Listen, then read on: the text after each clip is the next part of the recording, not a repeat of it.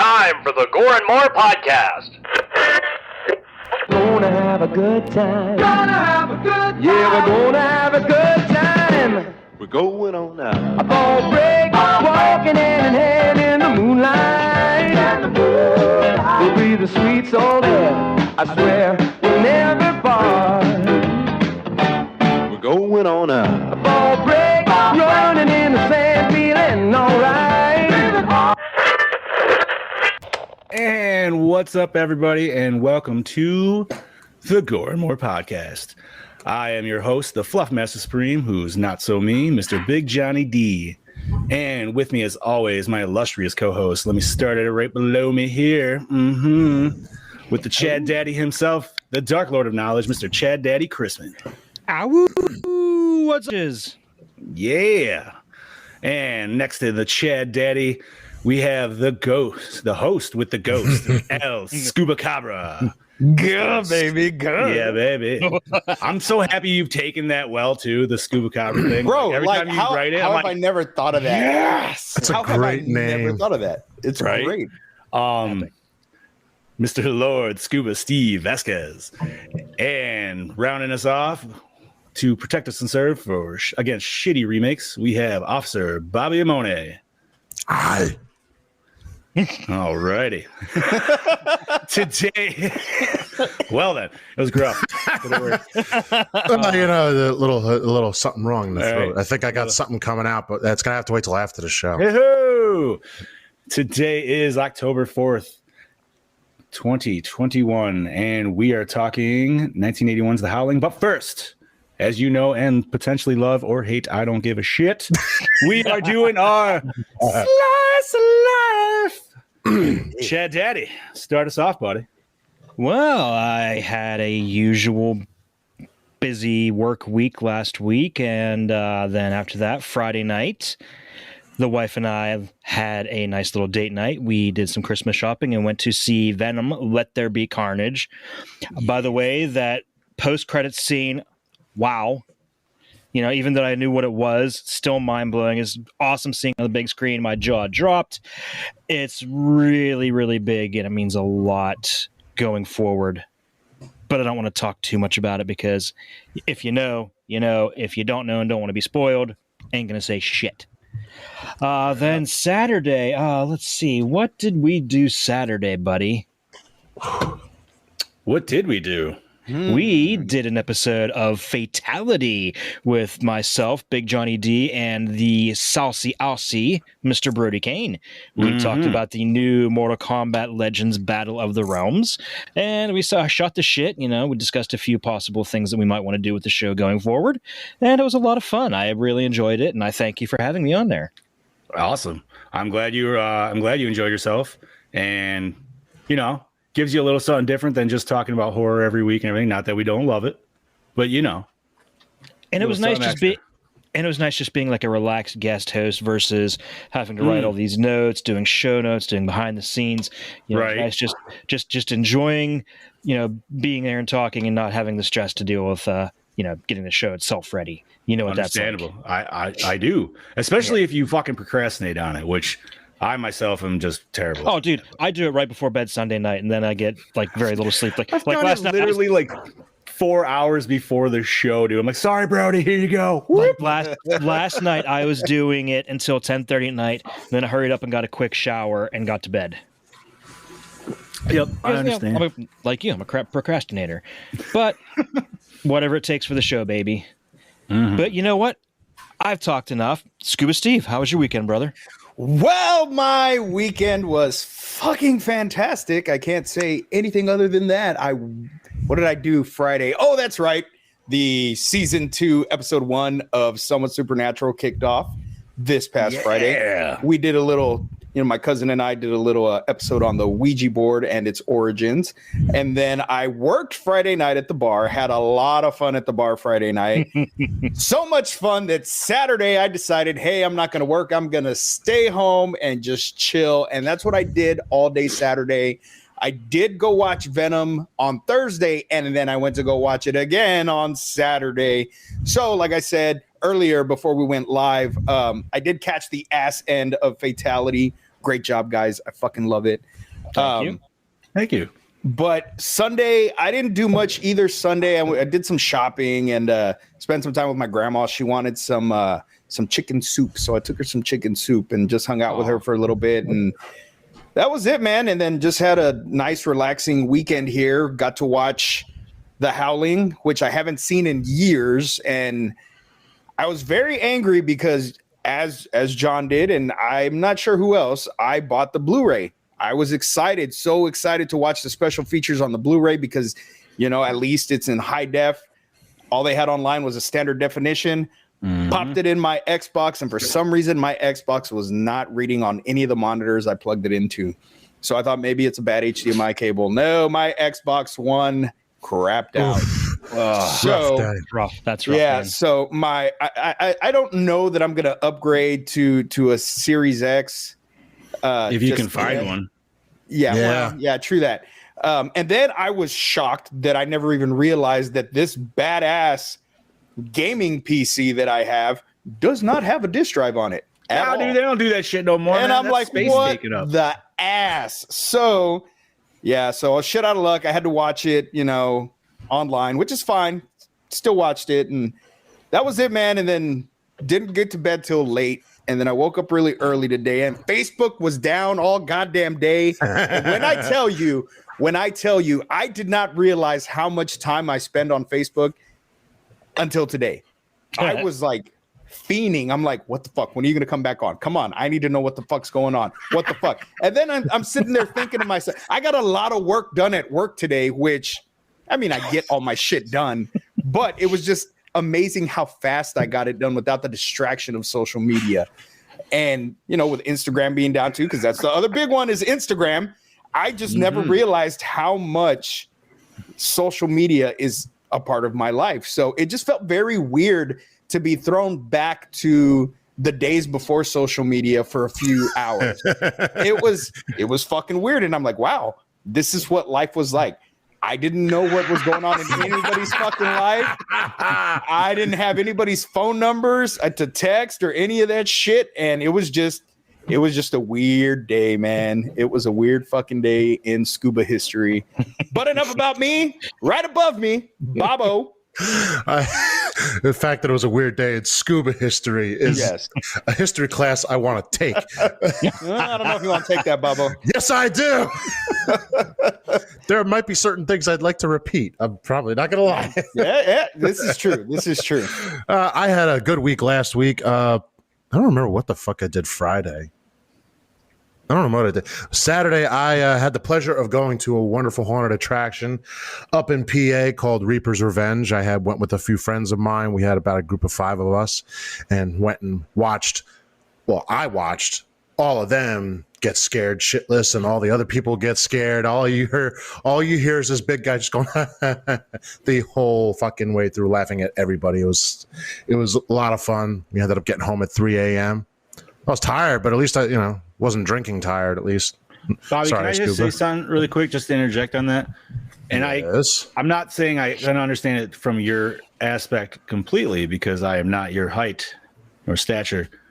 However, being a big boy myself, I do understand walking through haunted houses, being bigger than most of the scares in the haunted house itself usually kind of takes the effect out. So I understand.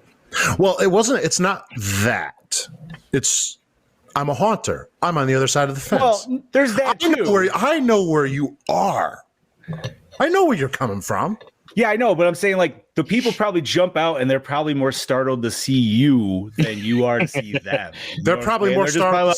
They're more startled to see a chest going, hey, that's not a face. Right? Like, big boy. No, but I got to tell you, though, the scares did good. The only time they got me, and it wasn't even because someone was in my face, they had boards on the bottom where they could put their hands through and get your legs. Oh, nice. But when they touched my calf, what the problem is, they touched my calf, it fucking tickled. And I'm like, oh, that tickled. Oh, hey. It wasn't your calf. Yeah, exactly. It wasn't my calf, It was a fun night. I imagine Bobby and even John, because I know how big John is. I imagine you guys walking through a haunt and, normal sized people just looking like Leprechaun and Chucky the entire fucking time. Yeah, but sometimes, dude, like the smallest ones are the ones that get me the most, dude, because like You're not expecting them so low. yeah, like all right, straight up, dude. The best scare I ever got, dude, was like this 4-year-old little girl fucking got me because she was like just on there was a bunch of dolls all on the floor that you were walking through, and she was in the middle of it, and then all of a sudden she got up and like flipped over and then like crab walked through the middle of us, and I was just like, no, but, like, Kids are already creepy. And here's what you don't know is that girl is right now in a bed with scars on her face, vomiting pea soup. probably, dude. That actually, it wasn't a scare. Well, not for me. There was a 3D clown room, so you had to wear glasses. All I gotta say is if you were high, you were fucked. You were Damn. No, you were fucked. If you weren't looking in the corner, the girl was dressed in black with the polka dots on it, like painted like the room. I didn't even fucking see her. Couldn't see. I was like, oh, that moves. I thought I was on drugs for a second. I'm like, what did they give us when we got in here? But that was Saturday night. It was a good time as always. Yesterday was just hanging out with family, watching the good old football games. That was the normal. And then I also am happy that I found my old Michael suit that I needed this whole time. So now all the new ones that I bought, anybody wants them, just let me know. I will gladly sell them to you. No problem. So now Michael is back in business and Jason is as well. So those two for right now, and then other stuff for the future. But there's no rush because they're all going to be turning into more winter projects because I'll have more time. And then other than that, I also procrastinated and just watched this movie about 3 hours ago. Nice. Which At least it's fresh in your mind. But that's why I do it that way. Sometimes it's purposely, but then it turned into no, do it 3 hours before because then you actually remember it. Yeah. But speaking of systems, I was actually just looking for an Xbox this weekend just for shits and giggles. Ain't nobody got it. No, Ain't nobody got it. Not yet. So, but other than that, same shit, different day. I'm just happy to be here with the boys. As always, my gentlemen. Yeah, and now I need to know what Big Johnny D, what's going on with you? What's up, buddy? Well, nice, easy peasy week. Went to work Friday, just fucking hung out and gamed. Now with the whole Bluetooth on the Switch, I've actually been able to play a lot more games that I've been like. There's this game called Hollow, and it's a Dead Space that's kind of. I've heard of that one. It's not bad. It's very slow. I can go into a whole fucking discussion on that, but that's a different podcast. But I gotta say, the Bluetooth audio has been nice. So I've been playing the Switch all weekend. Had some friends over. We rented the new Addams Family 2. Oh, nice. Wasn't a fan, but to be fair,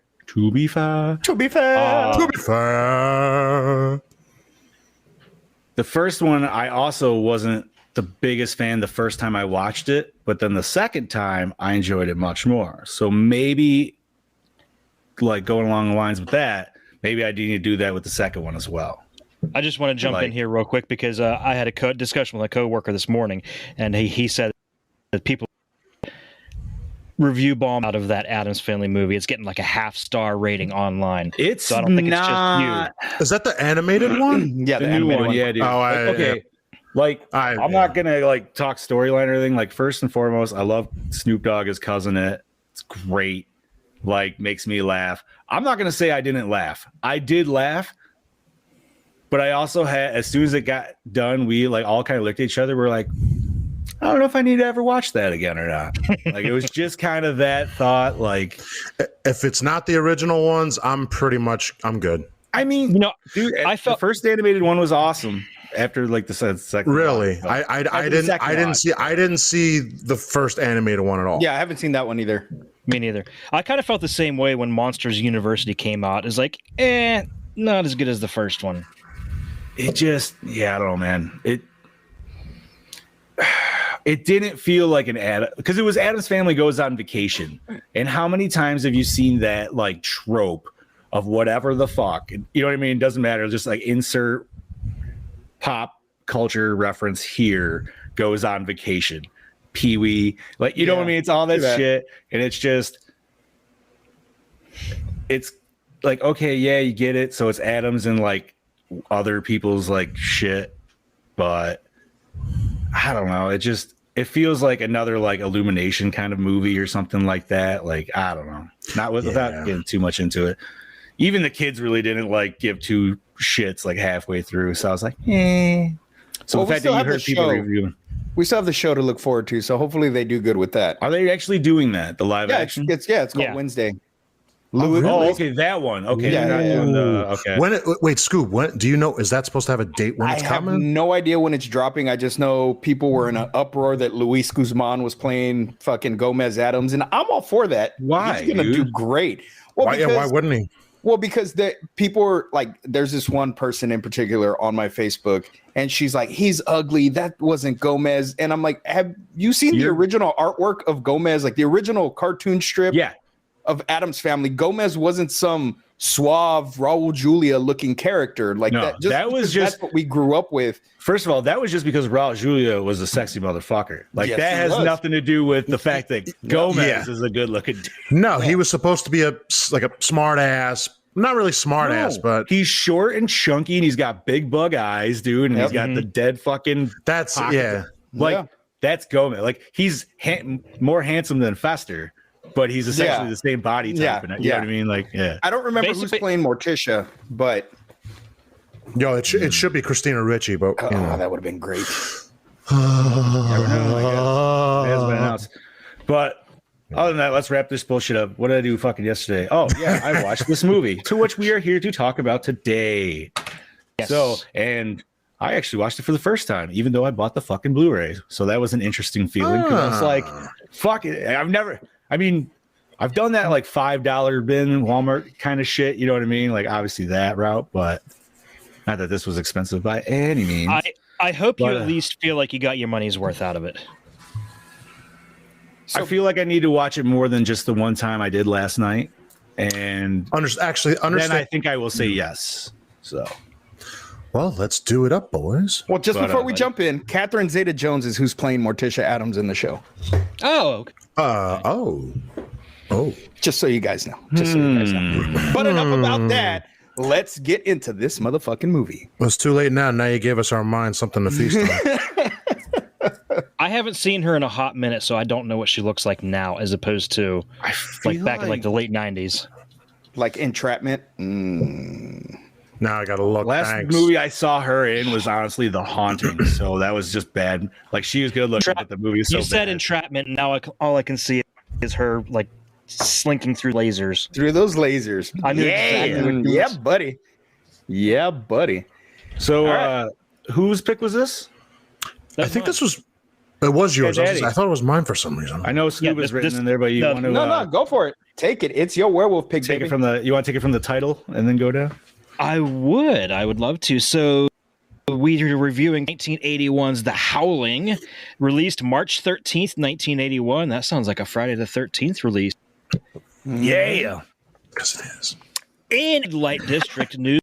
Woman Karen was by the police investigating serial killer Eddie Quist, who has been molesting her through phone calls. Officers find them in a peep show cabin and shoot Eddie in one of the most bizarre things I've ever seen. Yeah. They literally just burst in and the guy just starts blasting away through the door. Karen becomes emotionally without seeing either of them. Karen becomes emotionally disturbed and loses her memory, hoping to her inner demons, and at the request of her psychiatrist Wagner, she heads to the Colony, a secluded retreat where the creepy residents are rather too eager to make her feel at home. It'd be a bizarre connection between Eddie Quist and this safe haven, and when, after nights of being tormented by unearthly cries and plagued by nightmares, Karen ventures into the forest and makes a terrifying discovery. Karen's colleagues Chris and also have come to the conclusion that the colony may be home to a murderous pack of bloodthirsty werewolves. Will anybody be left to escape the maddening sounds of the howling? Yeah, I was hoping somebody would do that. Yeah, buddy. All right, so you want me to continue on with the directed by, or you know what? Let's let Scoobs do this part. This is his forte. So, directed by Joe Dante, who did Piranha, Gremlins 2, The New Batch, and The Burbs. Written by John Sayles, Alligator and Piranha, Taryn Terrence H. Winkless directed 38 episodes of MMPR. Can I just Power say what a Rangers. terrible last name Yes, that sir. is? Winkless. Imagine growing up in school with that last name. Hey, Winkless. Hey, Winkless. You're failing gym class, Winkless. Can't stand you. All love how that you writing both you're say doing that. in class ain't gonna Yep. do you any good. You both went to this Mickey voice from Rocky. Right? Oh, what's wrong, Winkless? So he directed 38 Winkless, episodes ya of Mighty Morphin bum. Power Rangers, 38 episodes of Power Rangers Zeo, 3 episodes of Beetleborgs, and 3 episodes of Masked Rider.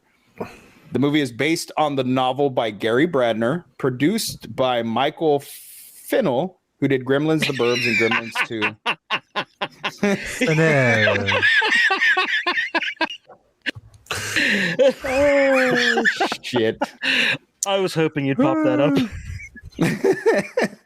All right, starring Dee Wallace, who was in E.T. Cujo and Critters as Karen White, Patrick Macnee, Battlestar Galactica, View to Kill, and Waxwork as Dr. Wagner, Dennis Dugan, who directed Happy Gilmore, Grown Ups, and Big Daddy as Chris Halloran, Christopher Stone, Cujo, Days of Our Lives as R. William Bill Neal, Belinda Belaski, Piranha and Gremlins as Terry Fisher, Kevin McCarthy, Invasion of the Body Snatchers, Piranha and UHF as Fred Francis, John Carradine, The Mummy's Ghost, House of Frankenstein, House of Dracula as Earl Kenton, Slim Pickens. I love that fucking name. I know. I yo, was so that's a happy when I great saw fucking that. movie. That is like great. Dr. Strangelove, Blazing Saddles, The Black Hole as Sam Newfield, Elizabeth Brooks from Deep Space as Marcia Quist, sorry. Robert Picardo from Munchies 976 Evil, Star Trek Voyager as Eddie Quist. Yeah, buddy. Wonderful. I'll take over from here. Get it, Right. baby? All right. So, music by Pino Donaggio. Am I saying that right? Donaggio. Donaggio. There we go. You're the Italian. You should Yeah, you're know. the Italian. What the fuck? Dude, it's Hey, Monday. I'm fucking- Dude, it's Monday. I'm on 5 hours of sleep. I don't want to hear it. Today was a rough Monday. I don't Yeah, know rough. about It you really guys, was. but- So he did Tourist Trap, The Black Cat, Piranha, A Whisper in the Dark. Cinematography by John Hora, who did Gremlins, Explorers, Gremlins 2, Moonwalker. Edited by Mark Goldblatt, who did Piranha, Halloween 2, Terminator, and Predator 2, Terminator. Wow, I said that twice. We love you, Brody. Terminator and Terminator 2. Whatever. Why is Joe Dante's name there? He also did. Okay. I was like, why? It's like random right there for me. Whatever. Distributed by Embassy Pictures. Runtime of 91 midgets. Yes, I'm going to say it. I don't care. Sue me later. MPAA rating R. I like that. We added that now. I like that very much. Right. Budget of 1.5 million. It grossed 18 million. So not too bad Not for this bad. movie. This did Yeah, pretty not good. bad at all. and that's in Not bad at all. $1981. So that's Real probably about 30 mil now. Yeah, I love this movie, but it definitely has some. As I've Pacing watched it again, issues? I'm like pacing, but when we get into it, Yeah. when we get into it, Well, this is. This is the general discussion. Is the perfect time to bring it up. Yeah. All right, we did not get a boss's breakdown this week. all right. Well, all right. So for this, this is one of my favorite werewolf movies. I love it. The effects were obviously good. I enjoy the story. Now that I watched it today, I notice a lot that I've never noticed. I was the same way. Because now coming at a critical point, Yeah. and I'm not a critic, but now I see it. There's not as much fright from people. You're running from a werewolf Yes. that looks horrifying. This is one of the most horrifying werewolves on screen, let alone one of the greatest transformations as well in a werewolf movie. Well, with the exception of that animated scene. Yes, with the exception of that, yes. Well, they pretty much ran out of money when they did that. That's why it's That I would animation like that. But that I would expect. But Well, all right. Can I just say, all right, Oh wait, let me just get. Oh this, yeah, go ahead. Let me just get this one more little thing and go for it. But it also, you just said it before, Chad. Pacing as well. I will say. I mean, I'm going to say it now. We're going to talk about it when we get to it. This is one movie that, not in a bad way, should be rebooted. Yep. But by today's standards, you know for a fact the four of us would be ruined because those effects will be CGI, much like the Thing prequel was. Although they were practical, they made it look fake. We'll get more into that when we get to that. So now go for it. All right. So with the animation thing, my biggest beef was it looked like shit.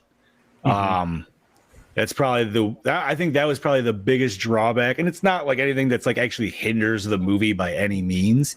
It was just one of those things you're just like, oh, what the fuck is that? Yeah, because you get this fucking transformation and you see them transforming and they're fucking while, they're transforming. It's like, oh, this is badass. And then boom, it looks like something from the fucking animated version of Lord of the Rings. And it's like, what the fuck is this? I thought I was going in. I thought I started watching Beavis and Butthead when they were tripping in the desert or something, dude. Like, I didn't know what. So, like, I actually thought about it. I'm like, yo, you could have literally made that scene 1,000 times better with just easier camera work of, like, you already have, I'm assuming, 2 werewolf costumes, like full-size werewolf costumes, correct? Okay, you can't do some silhouetted lighting fucking shots real quick and just do like a pan out instead. Yeah. Of like having you don't need to see that last second of transformation. You just don't. You know what I mean? We didn't. Maybe show one They could more have just left patch it the way it was. Yeah, maybe just show like an up close patch, just getting like super hairy, and also it's max hair, and then pan out and they're werewolves fucking. And then you can superset a moon in there because it's 81, whatever. But that could have been 1,000 times better than what the fuck they gave her. But even even the like you guys said, the pacing of the movie was fucking weird. Like I remember this movie the first time I watched it. My dad was like, no, you cannot watch this movie. And I'm like, Dad, let me watch it. I picked it. And he's like, no. That's literally only because there was Bush in it. That's it. Well, that reason, yes. But he watched it before I did. Now, Dad didn't give a shit if I saw titties. He didn't care. Mom, on the other hand, whatever.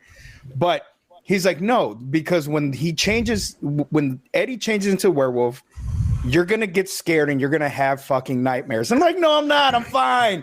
This isn't gonna scare me. I've seen scarier stuff. It frightened me as a fucking child, and I had nightmares forever. That fucking smile Eddie had when he's transforming in the fucking doctor's office, great. Bro. That was like the Joker. That is what I remember about this movie. And like I said, I haven't watched it since I was a kid, so I completely forgot that. I mean, honestly, this movie isn't that fucking great. It's a good movie, but it's not. And I used to always tell people, oh, it's the best werewolf movie ever. It's not. It's not at all. No. There's so many flaws with this flick. And I was just kind of like, wow, baby Scuba, you were a fucking little bitch. Like, this was not anything that should have scared you as a kid. Yeah, but when you're a kid, dude, your imagination's way the fuck off the charts. So not only that, when you see a face go from normal to that's kind of And that was probably the longest. Great, and it's possibly the longest werewolf transformation scene we've ever seen. Yes, very long. Very long and very slow. It's longer than American Werewolf in London. Yes, but that one, I feel like that one is a better werewolf transformation because you get to see the pain. Yeah, but these motherfuckers are past that point, dude. These guys are doing it for fun. You know what I mean? Like they're but think about it. Regardless of how much fun you're having with it, you're changing your joints. Oh, dude, I'm sorry. I'm 28. I ain't got no joint problems. That hurts my joints, I don't even got to do it. Listen, I'm not saying like the old man would probably like changing into a werewolf, but those younger dudes, they probably get off on the fucking pain of turning it. You know what I mean, dude? It's probably like a drug to them. I would get. That's just my guess. Like, so what did you guys? What was your feelings when that first scene happened with them in the booth. Like, you know, she set up to go meet this guy. Like that in that booth, dude. Let's talk about that. Let's talk about that first section. All right, first and foremost, what the fuck kind of porn are we watching? Because this is some weird ass rape shit, dude. That was very rapey porn. Now, so was that Eddie? Was that supposed to be Eddie in the video? Because he said, "Oh, she didn't." You know, what I mean? Like it made it seem like it was supposed to be him. I kind of thought it was him, like from him saying it, but then it showed, like, as soon as it said it, it showed the close of the dude's face. I'm like, doesn't look like him at all. Yeah, it doesn't look. That wouldn't look like that. But there was two dudes in it, and it only showed one. Yeah, I don't know. Maybe. At the same time, that's even more fucked up if that's the actual case. That's a really fucked up. But then that's probably how it works, right? Like they probably gave. I'm assuming like you would pick out whatever video, go give it to the projector or whatever, and they would put it in for your booth. So he could just give him his own. It's, I don't know. Not a way to personally welcome a person into talking to you. Well, saying. this is also not supposed to be tea time party for her either. Well, true. That's that. why. But you sent her to go talk to Eddie, you know, to get the scoop or whatever the fuck, because he's been fucking like, what? Why? And then I don't know, man. There's just so much wrong with it. Clearly, she was wearing a wire. Like, but why would she go in there? No, why especially after a guy walked out. Yes. Well, why wouldn't they have backup already outside the joint of that she's at, not trying to figure out where she's potentially exactly. They got to find the random street hooker. Oh yeah, she went right over there. And then the cop was like, oh, we should be able to spot her. She's wearing lavender and blue or whatever the fuck he says. Technically, they did get there in time. They did. But, yeah, but the one cop just shows up and just starts blasting. Yeah, he could have killed her. He could have killed her. And what does he call? Oh, quick draw McGraw. Yeah, that's it. Quick draw McGraw. That's exactly what he says. The door wasn't even fucking open. He just starts shooting into the fucking booth. Like no remorse for whoever the fuck he's shooting. He just heard a noise and just started blasting. Well, like, did they know? But they were looking for her specifically. But no, and then they were looking for Eddie too. They knew she was meeting up with Eddie. But I don't think these two cops did. No, they knew. They told him. No, they did because that's. Oh yeah, that's right. You're right. To go find them. No, you want to know what the real concern? He did just go in there, fucking guns blazing, like. Yo, he did. He pulled it right out and just started shooting. She wasn't even out the door yet.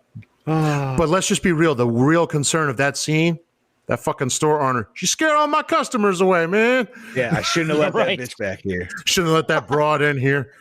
Oh, what the fuck, dude? I just saying, like, for what the hell was the guy's name again? Eddie. Okay. Quist. I know Eddie obviously was like trying to be all like hot and heavy on her and shit. I'm just thinking, coming in with the rape porn was a little strong. She has my thoughts. Like, I think if it was something a little more sensual, she might have been a little more calm. Why are we having that conversation? I think that was the point. He wanted her to feel uncomfortable. But she more seemed so than she very calm in that fucking scene. Really? Again, there's somebody who was about to get raped. Replied. She could have fucking yelled and screamed, and she's just like, I mean, fuck, I don't know, man. I don't fucking know. It was just, yeah. But and I know it's a movie about werewolves, so I can't say it wasn't believable. She was wearing a wire, and I don't know anything about wires in 1981. But could she also hear feedback? Like, could she hear that they knew that there was cops coming? I don't think she had the. I don't think she had. I think her. Remember her earpiece at one point. I think kind of like broke off a little bit. Remember when they were listening to her and they couldn't hear her? I mean, she probably couldn't hear them either. Unless she just had a wire recording where they could hear her. I think it was just a wire recording. I don't remember her having an earpiece.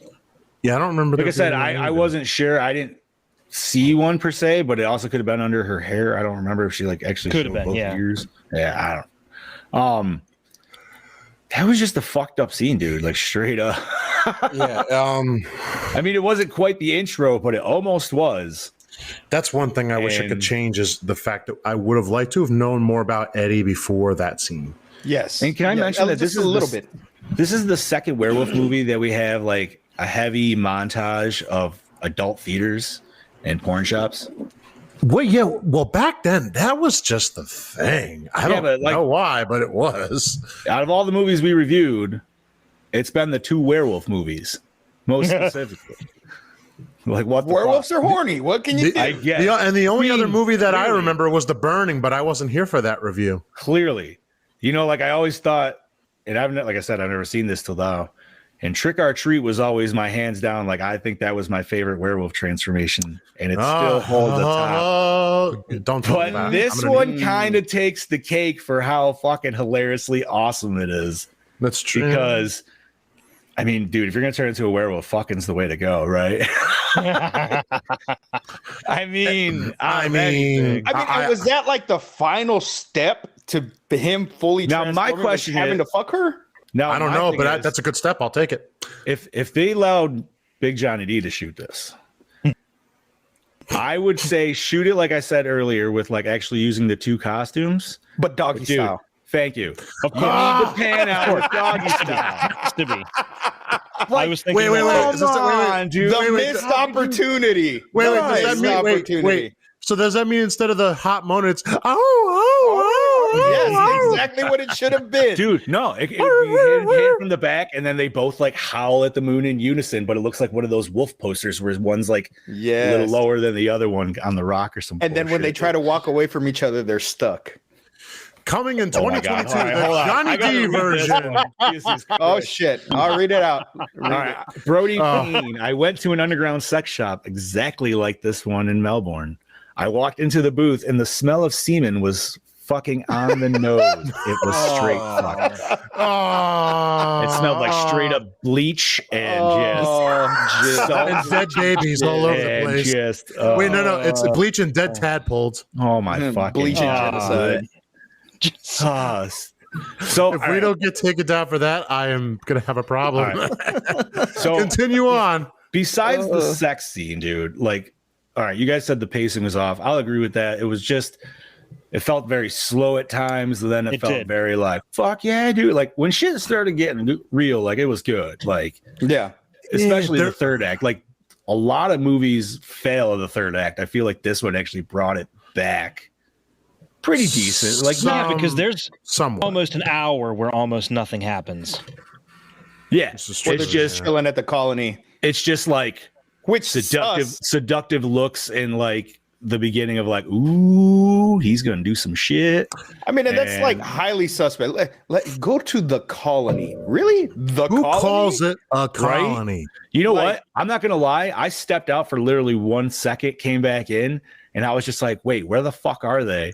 And my wife's even like, she was on her phone and she was like, I don't fucking know. I was like, how the fuck they get here? Like, dude, it was literally that quick. It was just like, hey, you should go here. All right. And we're here. Oh, what the fuck?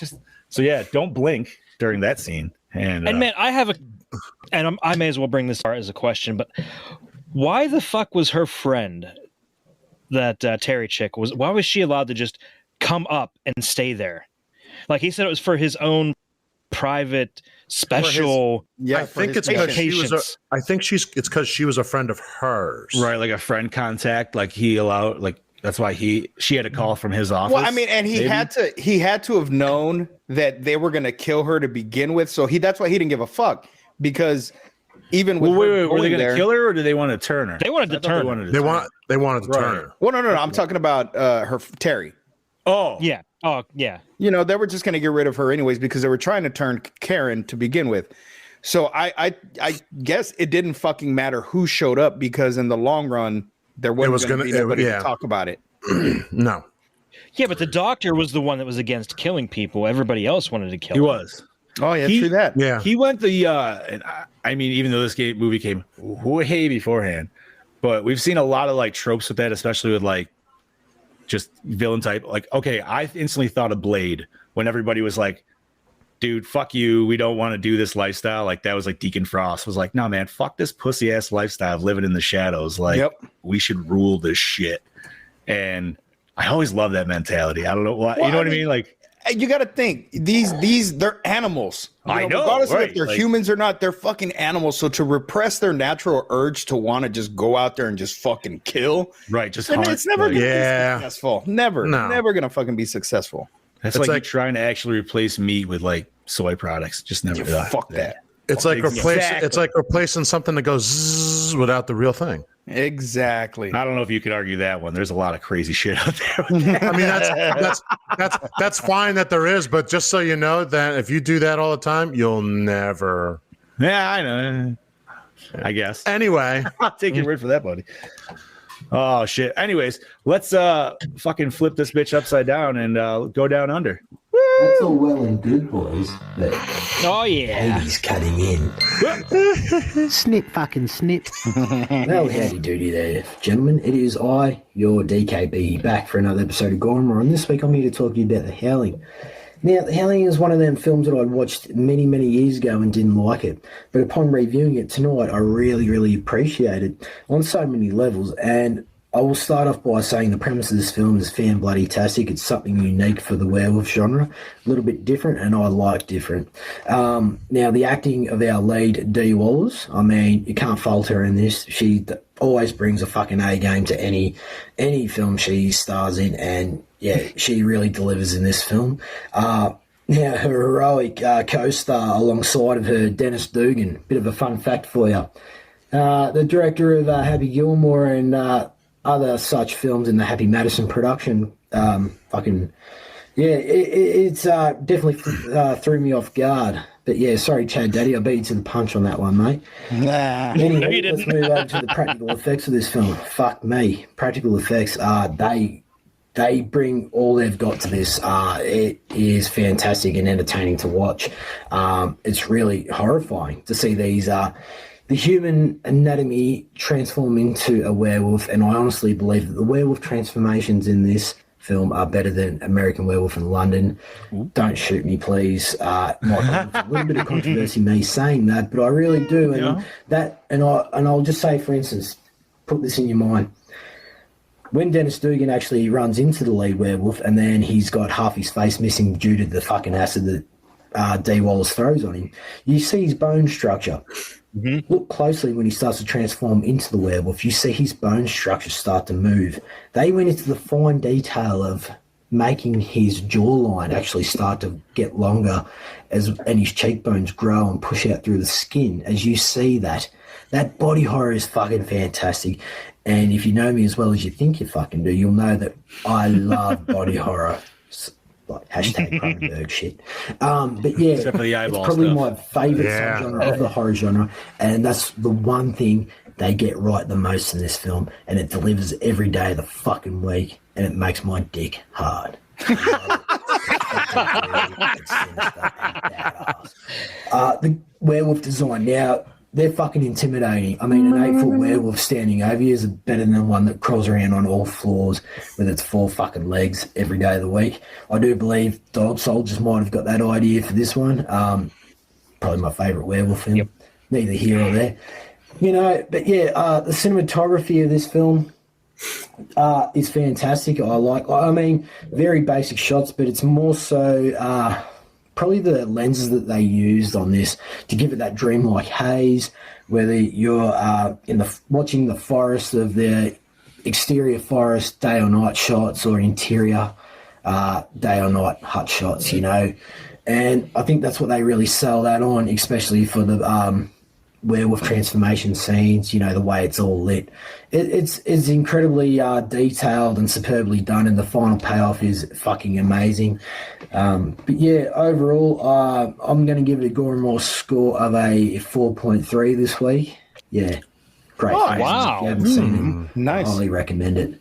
Yeah, so anyway, this is DKB signing out, and I'll catch you guys next week. Cheers. Bye, baby. Cheers, buddy, and thank you once again. I would actually say that as much as we have some issues with this one, I actually think That's this is a fair. very That's fair a score. very fair score. Very fair Yep. score. Yep. I was much better than I was expecting. I was expecting mid threes personally. I would have from him. I was Yeah, that's what I expecting was a thinking. 4 tops. Okay. But he went above that. This movie has a lot, like he says, it's got the transformation is great. It's a great transformation. Now, I didn't like the look of Dee Wallace at the end of the movie when she transformed. She looked like a little fuzzy kitty I wanted to pet. Yeah. It did look like a cat. It was her snout wasn't elongated the way the other werewolves were. So I don't know if that had to do with budget. That was her choice. That was her choice. That was her choice. It's maybe the gold eyes as well. Was the gold eyes also part of the choice? Okay. Well, I thought that was weird. Oh no, he didn't have gold eyes. Green. I don't think they all had gold eyes. No, she had green, weird, like metallic gold eyes. Like, she wanted to be different. She looked like a fucking Pomeranian. And yeah, she did. That's exactly what she looked like. But how fucking cool was that scene to transform like in front of everybody on TV, and people were just like, "Oh, hey, look." See, now that makes me wish that Eddie Quists was on TV. Because I think that would have been a little bit more horrifying had they got a werewolf that looked like the werewolves that we saw beforehand. Because she was not terrifying at all. Like, no. If my news reporter was to turn into that, I'd laugh. I'd be like, I would be too. I'd be like, oh shit. This is where we got to be more terrified of like she turned into that and then somebody just blew her head off. Like, whoa, that would be more terrifying, right? Like, that's the fucked moment. I mean, and there was a lot of cool parts of this flick, and there was, like I said, there was some dumb shit too. You know, the animated scene, which I get it, but if you didn't have the money for it, you didn't need to do it. We could, like, with what we saw, just transition to the next scene. It would have been fine. Yep, you could have just showed the top of a fire and a pan up to the moon, and then like, okay, and a couple of howls or some shit. Yeah, and it would have been fine. The stop motion werewolves as they're escaping the colony at the end also were pretty bad.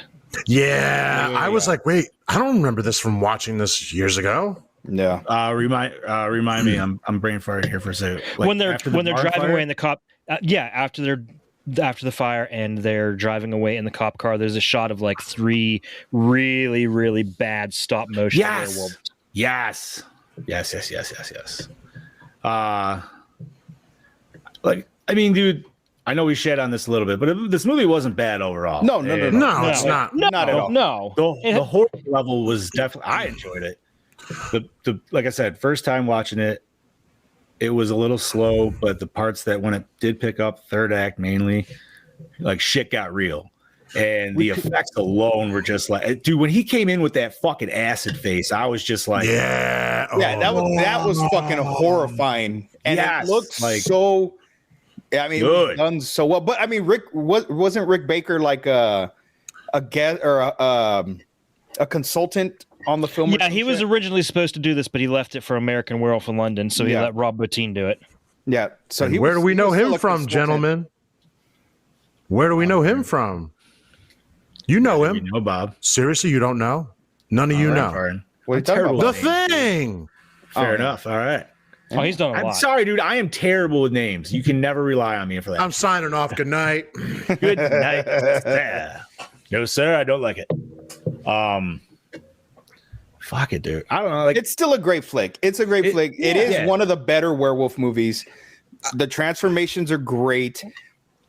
I'm not a little long on it. I'll say that for sure. No, not at all. Not at all. I'm excited to watch the behind the scene documentaries and shit on it. Yeah. I would say it's a top 10 for sure. Definitely. Top 10 werewolf. Absolutely. Dude, I don't even know if I could name 10 werewolf movies that I've seen personally to even say. I could.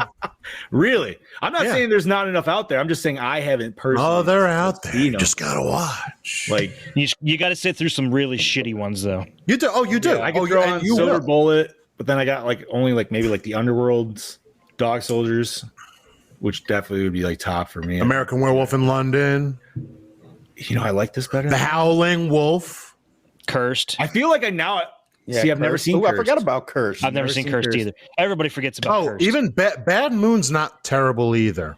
I've never seen Ginger Snaps. I did not like the ending of Bad Moon, though.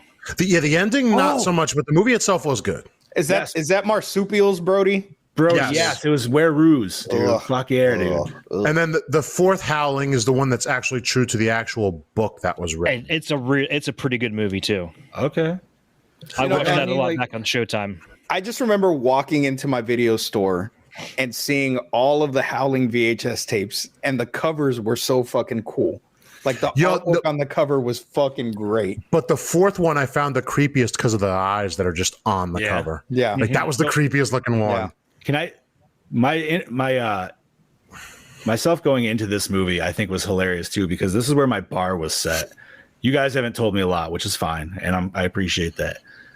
But what I've always known is my old man took my mom to see this on a date before they were married and everything like that. Ooh. Right. So my dad likes horror, not like to the levels I do, but he enjoys it. My mom, on the other hand, is abso-fucking-lutely not. Like at all.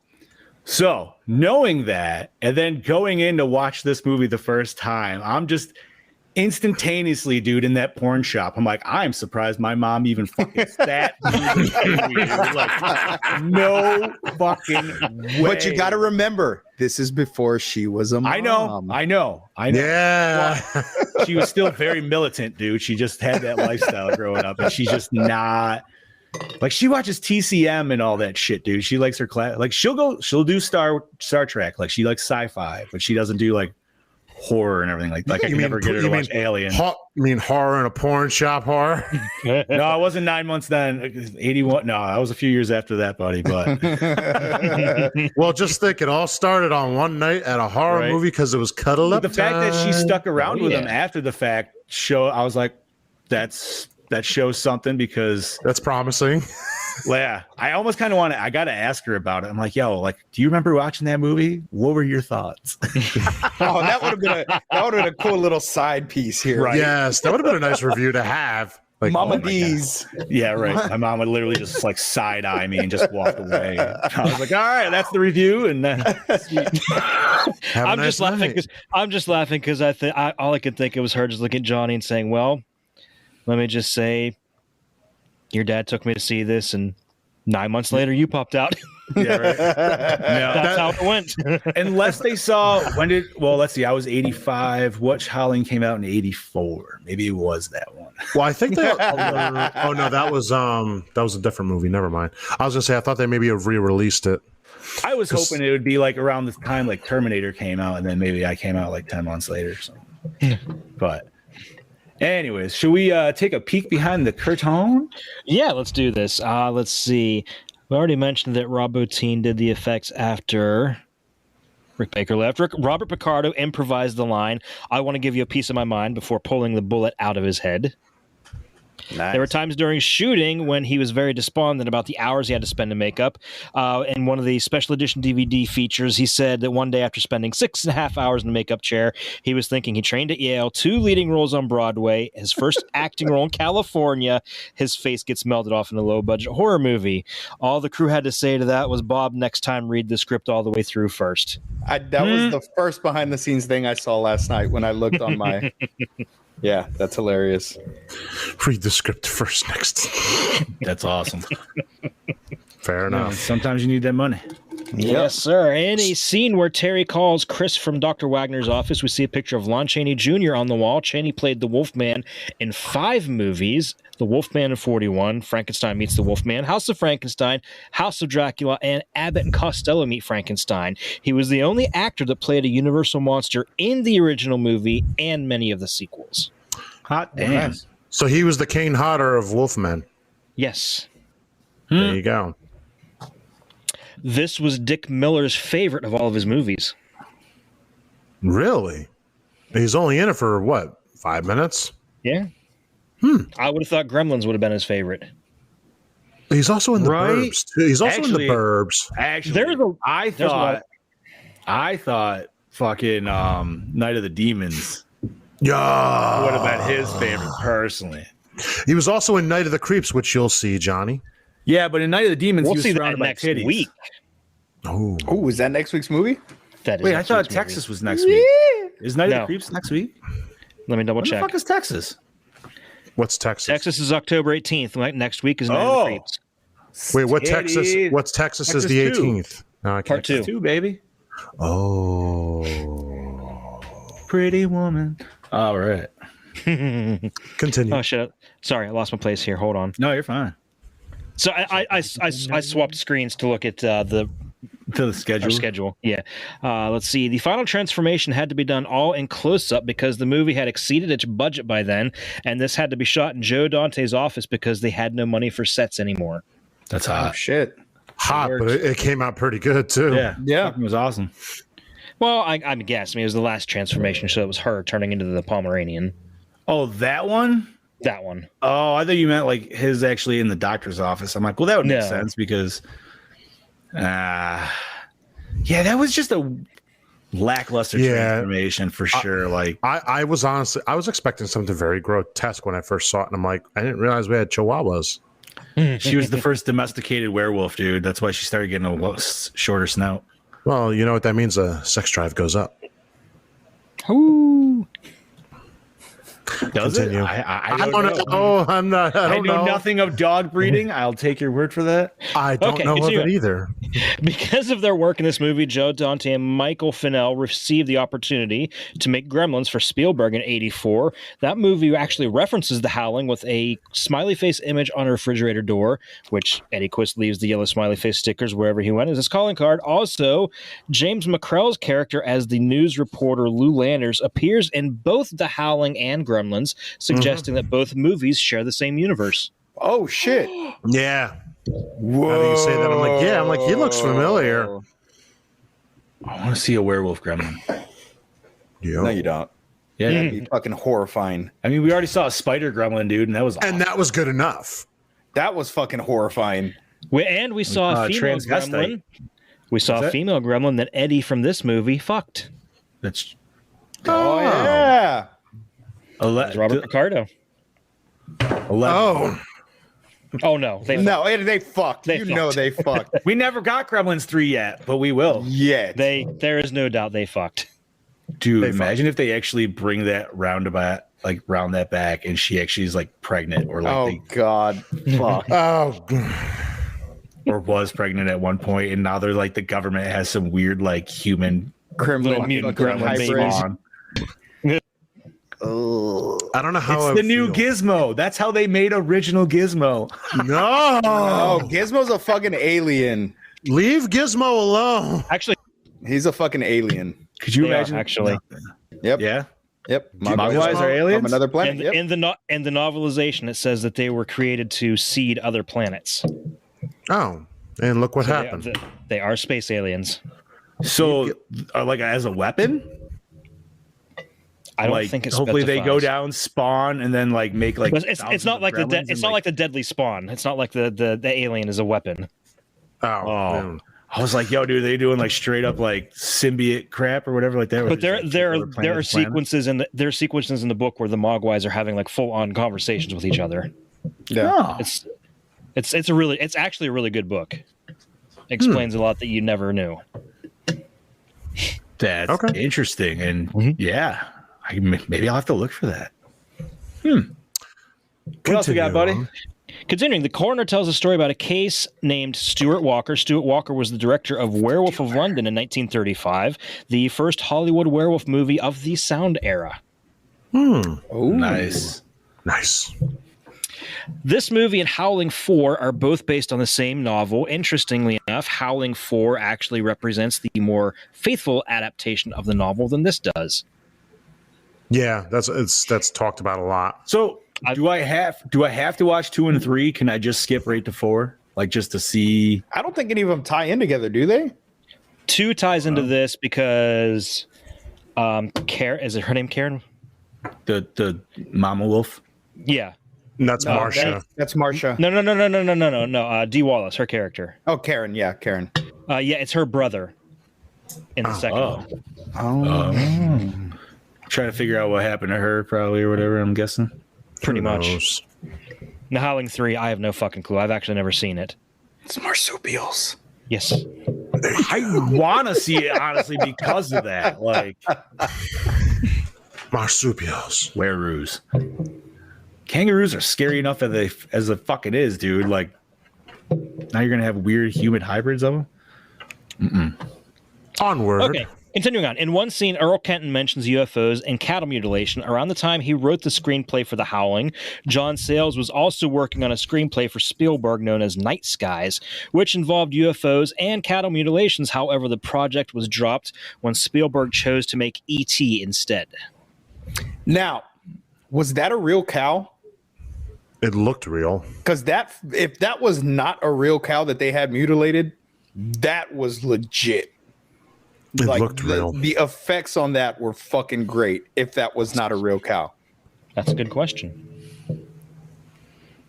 like I feel like some animals were harmed in the making of this fucking movie.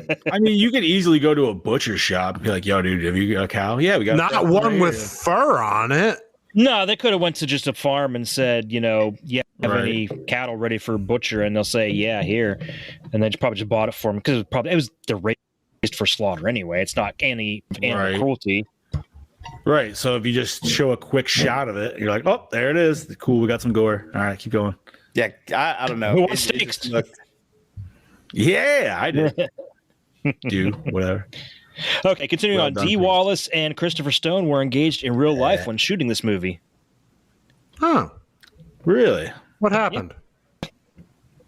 They did get married Huh. because she happened? was Dee Wallace Stone for years.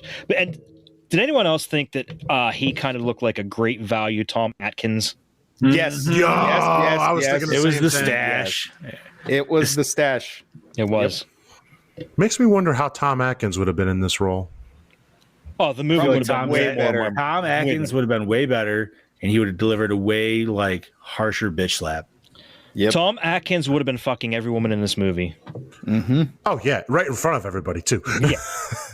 He'd have like, I'm Tom Atkins. I got the stash. He would have been the role reversal of what's her name, Mama Wolf. There, He would have been Marsha. Oh yeah.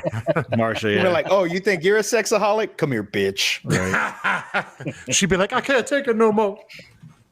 We fucking love A. Tom Atkins, and we get a little bit of Tom Atkins next week. So Already. In his favorite role. I think not only that, it's not just his favorite role; it's my favorite role of his. I'm excited. You're gonna enjoy And this, after John. that, 2 weeks after that, Tom Atkins. Fuck yeah, we do. If you think Halloween 3 sucked, it's only because Tom Atkins fucked your mother. Continuing on, to add to the hidden puns to this movie, there's a book placed near a phone during one scene. The book is Howl by Allen Ginsberg. Also, during the scene, and Bill and Karen are in bed together. Bill is reading "You Can't Go Home Again" by Thomas Wolfe. Did y'all notice the Wolf Brand chili? Yep. Oh yeah. The cop was eating fucking Wolf Brand chili. I was like, hey. Art director Robert A. Burns had previously worked on the sets for the Texas Chainsaw Massacre. In fact, many of the set dressings for this movie holdovers from the Texas Chainsaw Massacre, most notably the corpse in the armchair scene in Walter Paisley's bookstore. Oh, nice. Mm-hmm. Oh, that is awesome. that is Grandma Sawyer. No shit. Fun little story I here. want a bookstore Director, where I can just go get silver bullets, by the way. Can I just say that? like legit silver bullets that were they had so much silver he didn't even know what to charge for them. It's like, hey, I gotta ask a jeweler, how much to sell this for? Bill me. I like what he says. You want books? I got books. I got it over here. I got it over there. What do you want? That's right. And he never once fucking reloaded that gun. Shh, it's a movie. I don't know. We don't look at it that way. No, because he shot definitely over 10 times solid. Oh yeah. It's the movie making magic. Yeah. Anyways. Chad Okay, Daddy, what else we got? buddy? Director Joe Dante had been very critical of the book the movie's based on. He did many interviews talking about how the book wasn't very good and how they improved it in the movie. One day at the Hollywood Scriptwriting Institute for a lecture, he started talking and bad-mouthing the book. A man raised his hand from the audience and said, "So you don't like the book, huh?" And Dante said, "Well, no, not really," to which the man in the audience replied, "Because I wrote that book." The man in the audience was none other than Gary Bradner, the man who wrote the book and its 2 sequels, of course. Dante was caught by the author on television. Damn. Yo, that's a bad day. And you At know, the same time. No, go ahead. you know for a fact that the author went in there to confront him about it. Oh yeah. Oh yeah. That was but no at the same coincidence. time, like, what if he stuck to his guns? He's like, yeah, dude, your book sucked. And just started like fucking It's Joe Dante. He very well might have. right. God. Yeah, but then why would they go back and make a fourth movie based exactly on that book? So something was made amiss somewhere. Yeah, but who directed the fourth one? Was it Dante again? No, but just in general. Right. The sad part is I wouldn't even call this movie a loosely based on the book. He just took the name of the book, to be honest with you, because this movie has nothing to do with any of the plot. Pretty much. Never read it, so I don't know. However, Gary Bradner, who wrote the novel this was based on, actually wrote the screenplay. What the fuck? The screenplay. Wrote the screenplay for Howling 2, the only installment in the series in which he was a screenwriter. Oh, Nice. John Carradine, who played Earl Kenton in this, actually has a long career in horror movies going all the way back. He was Count Dracula in House of Frankenstein in this. Okay, so he played the Count Dracula in House of Frankenstein, directed by Earl Kenton. In this movie, he plays a werewolf named Earl Kenton. He actually his career goes so far back, he had uncredited roles in The Bride of Frankenstein and The Invisible Man. oh wow. Jesus. That's good shit right there. Oh damn. That's awesome. Although, And yes, and if you're wondering, yes, he is the father of David Carradine. Oh, Oh, I didn't know that. wait, Partridge Family, right? no, David No. Carradine. No, that's David Kung Fu. Cassidy. David Cassidy, Jesus Christ. Kung Yeah, Fu. David Carradine, Kung Fu, Kill Oh, Bill. Jesus fuck. Yeah, sorry. Let's see. Elizabeth Brooks was to reprise her role as Marcia in Howling 2, as she initially agreed to the sequel, but later backed out. She was suffering from pelvic inflammatory disease at the time, and her friend Krista McNichol's influence on her had a bearing in this failed salary negotiations. So we almost did have a continue. Didn't happen. Yeah, well, that's what happens when you have werewolf sex. I was thinking the same thing. And I'm going to say it. It's all that fucking fur rubbing, dude. Just chafe action. Okay, so we have Roger Corman. He did a uncredited cameo. He was the man waiting to use the telephone. Ah, nice. Forrest J. Ackerman, cameo. He was the person holding the copies. He was actually in the bookstore copies of Famous Monster of Filmland. That was his actual magazine. Like he ran Famous Monsters back then. John Sayles the scriptwriter had a cameo that when Karen turns into the wolf on the news, there's cuts a couple in the living room watching the broad. Sorry, no, he was the morgue attendant. Mick Garris played the father in the living room watching the broadcast. Oh, okay. Cool. Sorry, I was having a little trouble reading my own notes here. Having a hard A lot time. of little like hidden actors out here. Yeah, just a little bit. Okay, the reason for Karen White looking different from the other werewolves is because it was Dee Wallace's idea. She told the crew she didn't want to be an ugly werewolf, but a pretty and feminine one. Rob Bottin had difficulty coming on with the new design, and it ended up looking like a female Wookiee. Yep. Could you Pretty much. imagine? Like, I would love to hear his shit. All right, that dude got told that and then drove home.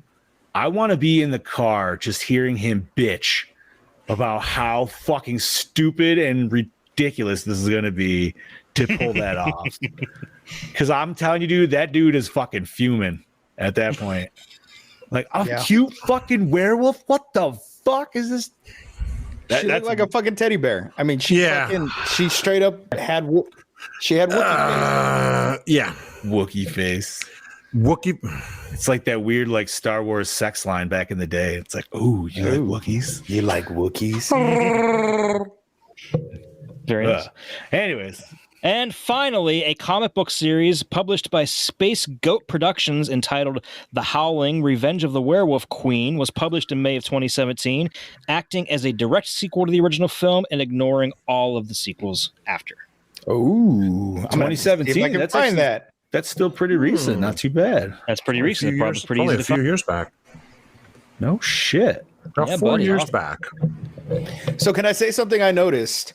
And I never knew. So Norelco, we all know Norelco. They do shaving products. Okay. I had no idea that they made fucking video cameras back in the fucking 80s because all the television cameras were fucking Norelco cameras. Oh.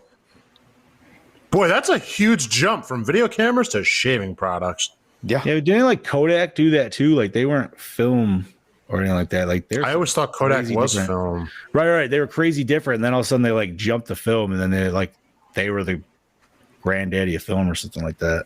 I just thought that was kind of That was cool pretty little cool. tidbit. Oh yeah, dude. I did not notice that. So thank you for that, buddy.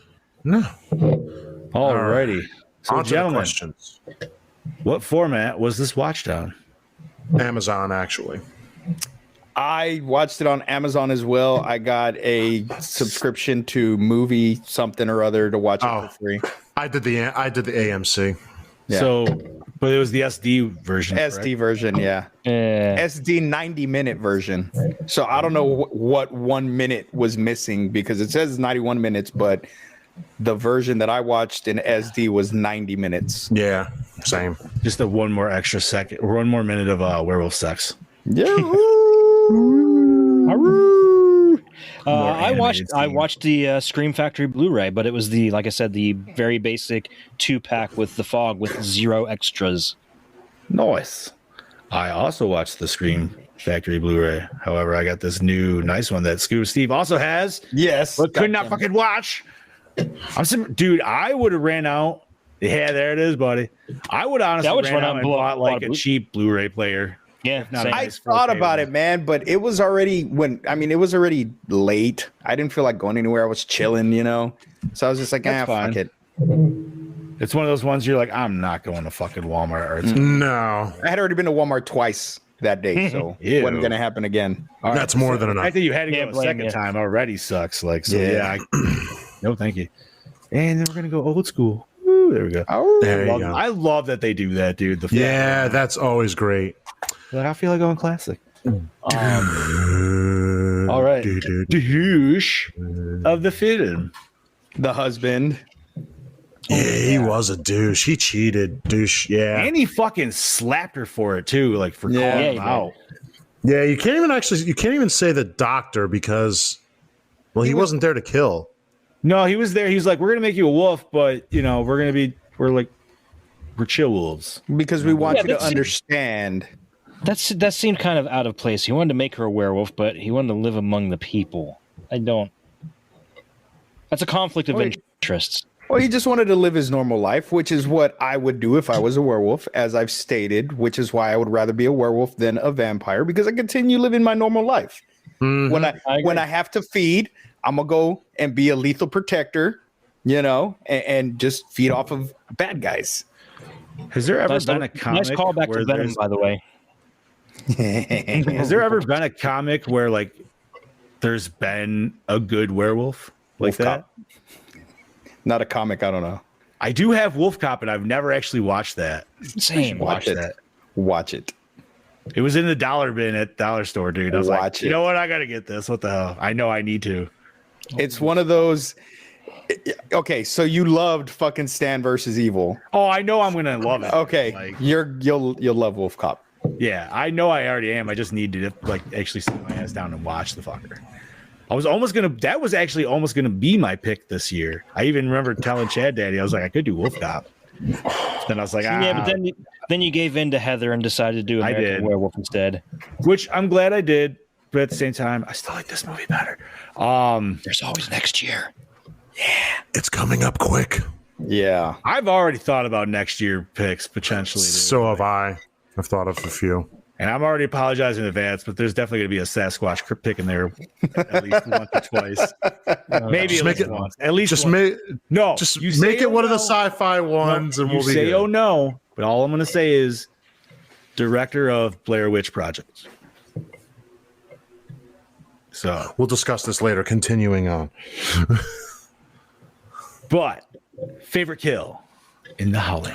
Oh, the girl who got mutilated in the doctor's office. Yeah, that was my biggest complaint about this movie is there was not nearly enough werewolf carnage. No. At all.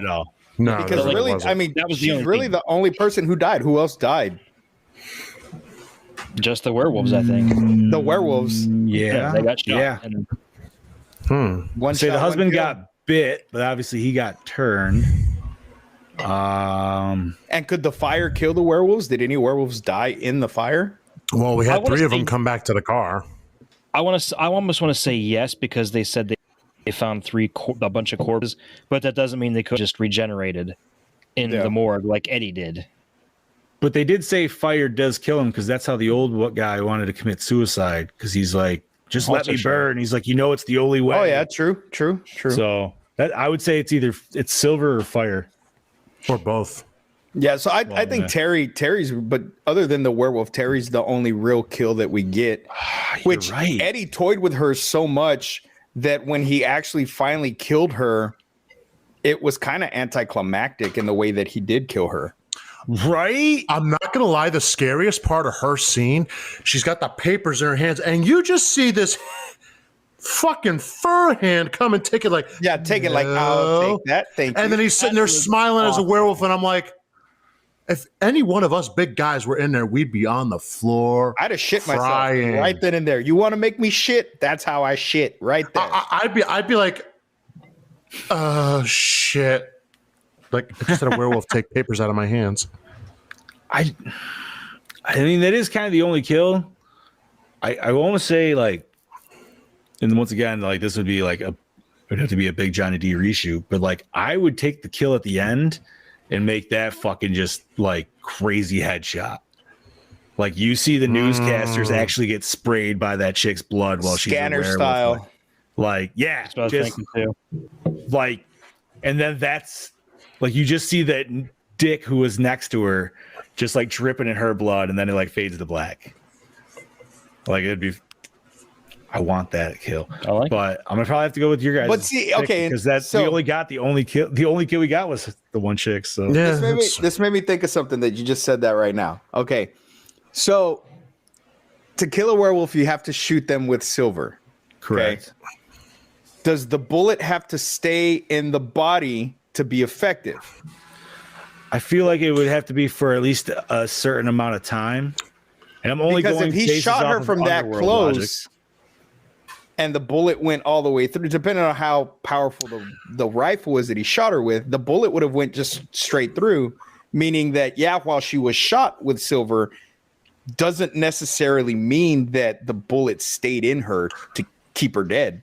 Whenever you fire a bullet, pieces of that bullet will stay where it gets shot, no matter how small. Okay. All right, fair. So think about it. And- Silver is strong, but you're coming out of a barrel. Well, also There's going to be fragments of it. it depends on how deep into the flesh it is, essentially, because like, okay, they can regenerate it out probably if it's just, it's like he pulled it out of his head, but he's got his bone to pick there. But if it's like internal organs, that shit's deep. I would imagine it would be like blood poisoning essentially at a point. More or All right, less, yeah. Fair. It just made me think. It'd be a slower it'd be a slower death for sure, unless it actually is like a kill shot, like right to the dome piece. Which, can I talk about the regeneration thing? Because I kind of was like, my wife even called it out. She's like, his back is gonna he's gonna get caught with his back scratches, the fucking husband there. And I was like, yeah, but he's a werewolf. Like, they're just scratches. They said he can regrow an arm in 3 fucking days. You think scratches would heal in like 20 fucking minutes? But sure as shit, they didn't. So I was kind of. But how deep were the scratches? They weren't that deep. Not from what she did. They weren't that deep. I mean, I don't know. Maybe it was only a few hours, so still maybe it needed like a day. But Maybe. I don't know. That was a fun scene. All right, All best right. scene. Best scene. Werewolf fucking sex scene, dude. Straight up. Nah, transformation scene for me. It was the transformation scene. He was transforming while having sex. Eddie's transformation. Eddie's transformation. Oh, okay. Fair enough. Listen, the husband had a shitty transformation. He's a blonde bastard. My favorite scene, and I don't know what the fuck this says about my twisted mind. Oh, I just love how he fucking toyed with her at the beginning in that fucking booth. That was a fucked scene. And Are you trying to dark. tell us something here? I'm not trying to tell you anything. I'm just saying that was kind of my favorite scene, watching how sadistic and twisted this dude actually was. Because granted, yes, we see him later as a werewolf, but this is the person that he is. And I don't know, that scene, as cheesy as his death was in that fucking booth, just the whole setup of him making her watch this porn and telling her what he's going to do to her. And even though we don't really see him transform, we know he's transforming into a werewolf in front of her. She can't really see it because it's dark. I just love that one scene in the film. That for me, that is my favorite scene in the film. You could definitely have that in a non-werewolf movie, but just a horror movie, and still be creepy as shit. Yeah, that scene would have worked. Or he's just like a serial killer. Yeah. Yep. Which makes so like, was he just a serial killer, or did he throw a little werewolf spice into it? Because they did say like the victims were killed, right? Like mutilated or whatever. Okay. If you look close enough, when in that scene, you could see his hair and his face is not a normal looking hair. Yeah, it's a little bit of long. Yeah, a little bit of. Dude, he went like 80s rocker when it showed him in the fog, like silhouette a little bit. It was just like they teased that hair like hardcore, dude. Like, oh fuck it. Ironic considering that later on in life he lost all of his hair. Ooh. Yeah. Well, can't win them all. No, you can't. I gotta go for my. I think I'm gonna go for my best scene was Werewolf Eddie toying with Terry. It was like a cat. It was like a cat fucking with a mouse. That was good, but I feel like when he came back, acid style was definitely like that. I don't know. That gave me some near dark vibes and shit. Yeah, very, very much so. Yeah. Oh yeah. Yeah, that was amazing makeup effects in that fucking scene. A, dude. All right, gentlemen. Opening scene. Did it hook you in? No, not really. No, it took a while to get going. Yeah, I don't even remember the opening scene, honestly. I think it hooked me. Credits and it like showed her on the phone or something calling that dude, right? It hooked me. I was like, where's this going? I wasn't hooked until she was already into like walking into the porn shop. Then I'm like, okay, it was when she just like, because they were like, I can't believe you're going to do it, and everybody was like congratulating her for that's right, yeah.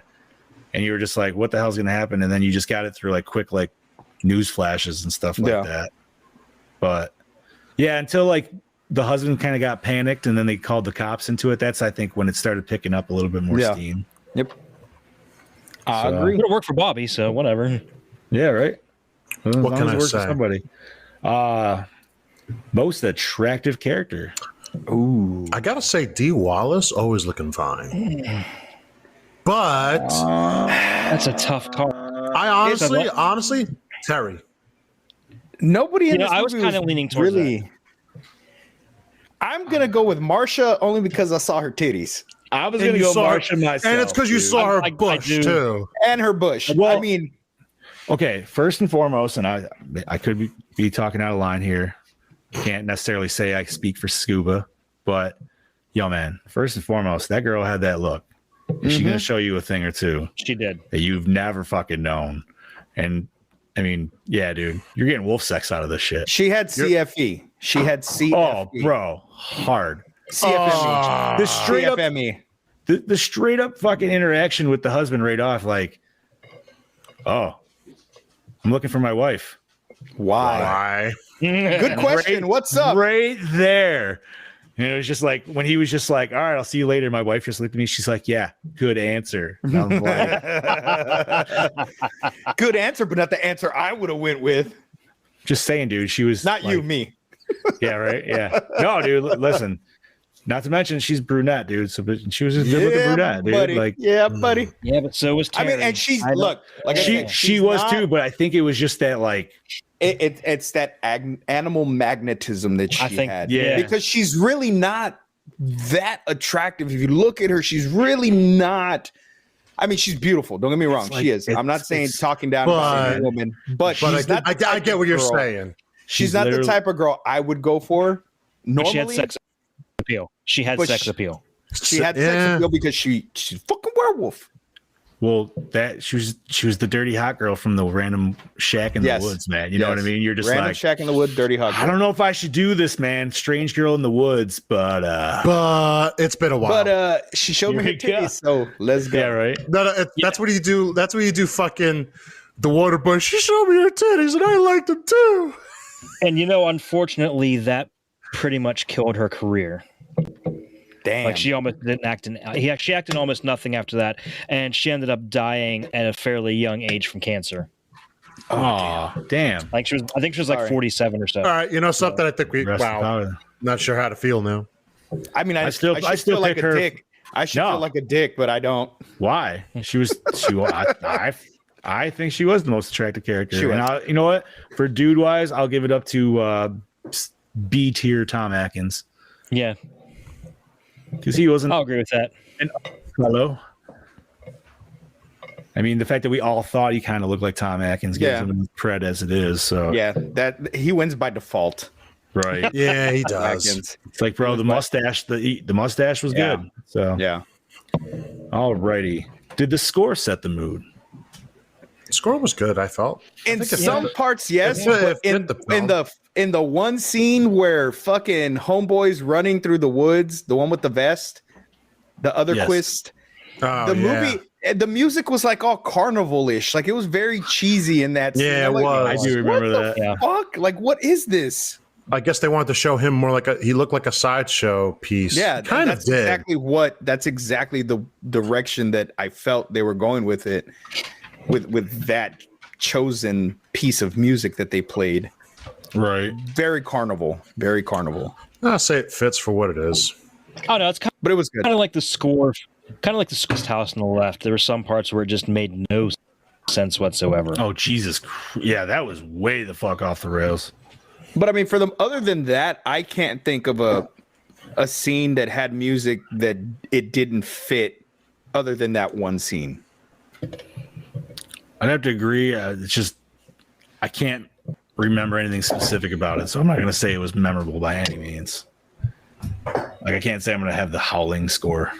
Yeah, my record collection. It did its job, but not correct. Not memorably so. Yeah. No. So, was there a song in this? I don't know. Choose the best song. No. I'm gonna pick Duran Duran's "Hungry Like the Wolf." Moving on. Favorite character? Actually, Terry's husband. What's his name again? Yeah. Oh, yeah. Dude with the one who came back with the silver bullets. I go with him. I go with him. I'm gonna have to go with the guy that's gonna save your ass. Yeah, right. I'm gonna have to go with fucking the psycho dude because he played it awesome, especially during his transformation scene at the end. Like, I wish we would have got more of him. Yeah, I feel like for how much they alluded to him and like you knew he was gonna be back on the island at some point. Yeah. Like, or like show us like him attacking people on his way back to right, like after that would have been nice. Sweet. After he got out of the morgue, like he jumps somebody in the alleyway, like steals his clothes, fucking goes Terminator style. Fuck right. Terminator styles. Like he kills the bums, he just doesn't take his pants and runs. Like, somebody's got to do it. He took my pants. Just remember, it sounds like fucking South Park. They took my job. They took his job. Sarah McConnor. All right, everybody back in the pile. Yeah, that's right. Back to the pile. Back to the pile. Oh Jesus! Continue on. I'm gonna have to say my favorite character, the old man. I don't know why I love the old man. Old man like, Jenkins. He was just like he was like, fuck this, fuck all of you. Like, I don't want to be a fucking werewolf anymore. And then he's like, well, maybe I do. You know what? I liked him. I liked him. He was just sad because he's looking at everybody getting some nice young putty around him, and I felt so bad for him in that scene. Dude, right? Everybody's like making out, and he's just like, I just want some snapper, ladies. I'm the weird old dude here. Like, that's kind of how I feel going to the bar anymore. Can relate. I was about to say, can relate. Yep. Right. I don't know about you. Well, you accidentally see a group of 23-year-old girls, and you're like, no. All right, well, I can't say nothing. I'm the young one here. Well, yeah, but I'm hungry like the wolf. Hey, that's right. Duran Duran made a good version of that. But Bruce Campbell still takes the best cover for it, I would say. Oh yeah, fuck yeah. If nobody knows what I'm talking about, look up Bruce Campbell sings "Hungry Like the Wolf" Old Spice commercial. Yes. Oh my god. Now like wait. Oh. Oh God, I forgot all about his Old Spice commercials. Dude, his Old Spice commercials was great. Like, I'm so happy when Old Spice brought in Campbell. Anyways, did everybody say favorite character? Yes. All right. Was it scary? I'm sorry. Go ahead. I was going to say Dick Miller is the bookstore owner. Oh, nice. There you go. Nice throw in, actually. Absolutely. Okay. Was it scary? I could see for the time, yes. For now, At the time, yes. Yes, not definitely. not now. Not considering some of the shit that's come out. No. I was a little fearful in the whole porno shop scene. I'm not gonna lie, that was kind of creeping me out. I don't know if it's full on scary, but I was definitely like, where are we going with this? I think the scariest part was Terry being chased down in the shack. Just because, just the way the door was rattling and you hear the growls. I mean, that I've had nightmares about shit like that. Yeah, definitely. I would say that scene leading to her death, like I said, when he reaches, takes his own papers, like again, that's casual. Yeah. What werewolf is casual? That's fucking terrifying. And that's what makes this different from a lot of other werewolf movies too, is because when you see them in the world, they still have their mind in this one versus they're all animalistic in practically every other werewolf film. So I would say that scene could definitely. I think it has scary elements. It's not necessarily a scary movie in today's standards, but it does have elements of it that are scary. Yes. I would say, yeah. All right. 100% agree. So does it hold up today? More or less. I'm going to go with no. I'm actually going to go with no. I want to say yes, but no. It's a yes and a no. I want to say yes, but I can't say yes. A lot of the effects are awesome, and I can appreciate them and everything else like that. The practical effects hold up. Right. Right, but that cartoon and just stop motion, some of it. And just I feel like you could re-edit it and change the pacing up a lot different. Yeah. And definitely. So when we get to our one question, I think honestly I know where I could go with that. So. How was the acting?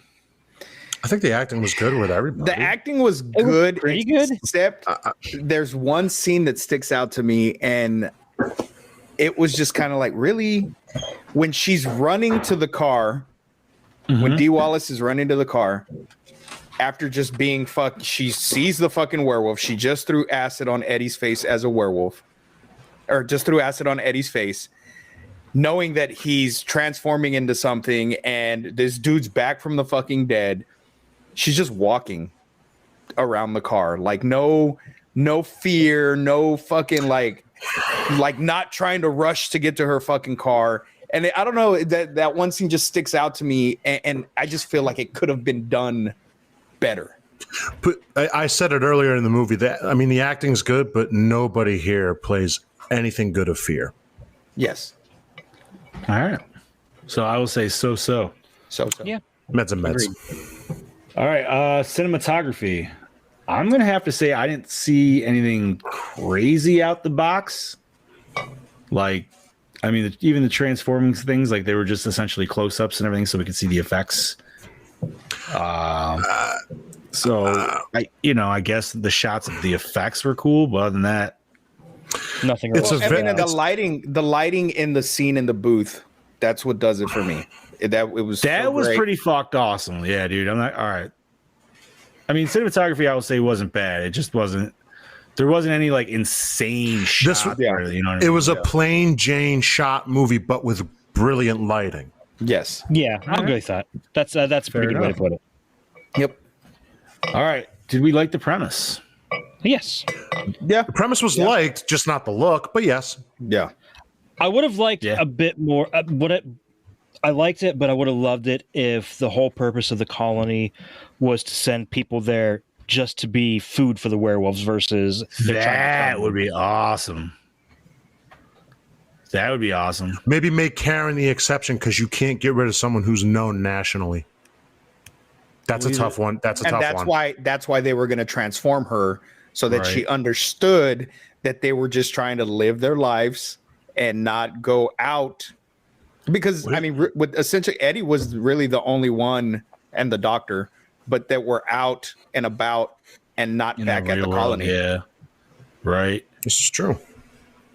Yo, now you just gave me an idea for like, take that, but make it a game. So they have like 50 people come to the colony's on an island. They have 50 people come to the island. They hunt through the 50 people, and whoever's like the last person, they actually transform to a werewolf at the end. Yeah, but that would be kind of dangerous for the werewolves to play because what if they get killed? Well, the humans wouldn't be armed by any means. Like, I'm not saying they couldn't fight back Predator style, but what if they did? You could. I'm not saying that could be all part of the movie too. Yeah, that'd be sweet. I don't know. Onward. Werewolf Running Man. All right. So the quadruple R: recycle, rewind, remake, or reboot. I'll rewind, but I would reboot. I wouldn't mind a remake. I'm gonna remake. That's a remake. I'm gonna remake and also rewind. Seeing I just bought it. So same rewind, but I would not be opposed to a remake. I would rewind and reboot. Reboot. Continue with the original stuff happening, but moving forward. Which I know we've gotten with the sequel, but do it better because even the sequel's not that great. Okay. I would totally reboot this series, the whole fucking Howling series, with the exception of Marsupials, because fuck that movie. Have you seen that movie? I have seen that movie. Fuck that movie. Okay. I just want to bring up something really hilarious about the second movie was the fact that one shot of Sybil Danning just ripping her clothes open like that and exposing herself. She hated that shot. She hated doing that shot. So their revenge on her was that scene just plays over and over and over again over the end credits. Oh, shit. I mean, I don't know why she hated it. I thought she looked great when she did it. So, well, but goddamn us men and seeing a naked woman. Hey guys, let's rate this son of a bitch. Yes, let's do that. Bobby, start it off. I'm gonna give this a solid 4.1. 4.1. Scuba Steve. I am going with a 4.2. 4. Deuce. Chad Daddy. Oh, I don't like that face. I'm going to go 3.8. I'm going to go a little low because it wasn't nearly as good as I remembered it being. And fair. Not to bite on the steez, but it was kind of funny because I was also thinking 3.8.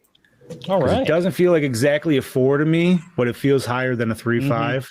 Yeah. Like his effects wise and stuff, but it's just story doesn't hold sometimes. So yeah, but it's still one of those movies that you just love to watch. I'm not disappointed that I own it. I will say that. Yeah. So. All right, and that gives us damn. Well, if we're rounding up, gentlemen, we have a 3.975. So technically that'd be a 4.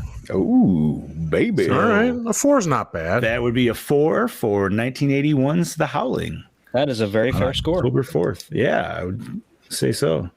We already discussed what we're going to do next week, which that would be Night of the Creeps. Oh, Night of the Creeps. I haven't seen that one in a while either, so I'm excited. And let me look to see where it is. And like I said, you got to be. I have the Blu-ray DVD. Man. So do I. And you got to be careful which version you watch because there are 2 different endings, 2 completely different endings. Son of a bitch. I'm going to watch both versions. It's everywhere, though. It's just so anybody knows. It's on Vudu, Amazon, Vudu, YouTube. Of course, that movie's less known of these 2, yet this one can't be found any fucking where else. Right? You want to tell me that problem? Yeah. Dude, look at how popular You're Near Dark right. is, and we couldn't find that anywhere. I was the only one who literally. found it. Like I was like, You weren't even on the episode. It was just Chad. I know that was the sad part is I wasn't even on the episode that time. God damn it. We're coming on an hour and 40 here, gentlemen. Oh shit. Yeah, it's time to go to bed. Yeah, I was gonna say one quick thing. If we're gonna do our nerd news really quick, I will say the game developers that did Friday 13th and as well as Predator Hunting Grounds is working on a new Ghostbusters IP. Oh yes, I did see that. Yeah. So nothing has been announced besides that, but like I said on your posting, I just hope it's a lot less glitchy than Friday the 13th was. Well, how was Predator? Well, Predator was okay, right? Predator's not bad. Yeah. So there you go. I'm enjoying it a lot more than I thought it would. So they fixed their mistakes from the first one. Well, real quick, there is not bad though. Bobby, there is one other game they are working on. I heard, but they did not reveal the title. It's another horror franchise, though. Oh no, there's actually another one. They have one dropping out within the next year that they've already it's set, but it's just going through the last little bullshit. And what's the other horror one? I didn't catch that. I'm not saying. Oh, okay. It's a franchise we all know, obviously. It's got to be Halloween. Halloween? Probably. Well, if they did with the Friday 13th, because I would say either Halloween or Freddy, dude. Which Freddy I think would be. Because I heard somewhere. I don't think we could do Freddy.